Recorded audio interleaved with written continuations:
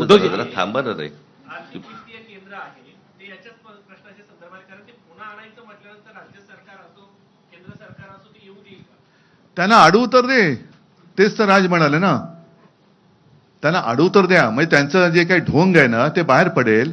जसं एक मुद्दा किंवा एक दोन गोष्टी आहेत ज्याच्याबद्दल मी मुख्यमंत्री असताना गो अहेड दिला होता, ते म्हणजे मराठी रंगभूमीचं दालन ते यांनी रद्द केलं बिर्ला तिकडे चौपाटीला, आणि ते हे बिल्डरच्या घशात घातलं.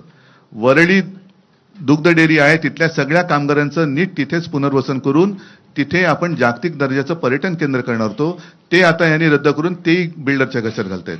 देवनार डम्पिंग ग्राउंड हे बिल्डरच्या घशात घालतायत. कुर्ला मदर डेअरी अदानीच्या घशात घातलेली आहे. मुलुंडचा सगळे ती कांजूरचे मिठागर आहेत ती अदानीच्या घशात घातलेली आहेत. म्हणजे यांचा महापूर होणार नाही, पण झाला तर मुंबईचं अदानीस्थान होईल, हे माझं स्पष्ट आणि ठाम मत आहे. उद्धव साहेब 2017 ए तुझा हा, मराठी भाषा भवन सुद्धा यांनी अडून एक ठेवले. मिनिट, तुझं विचारून झालं ना मगाशी, जरा बाकीच्यांना पण विचारू देत ना. एक लास्ट नाही, एक नाही, थांब. एक लास्ट उद्धवजी सरकार लाडक्या बहिणीसाठी 1,500 रुपये देत आहे, मात्र आपल्या वचननाम्यामध्ये सुद्धा घरकाम करणाऱ्या महिलांसाठी तुमचा विरोध आहे का? नाही, 1,500 रुपये असं तुम्ही म्हणत आहात, मात्र महिलांसाठी आता हे जो निधी दिला जात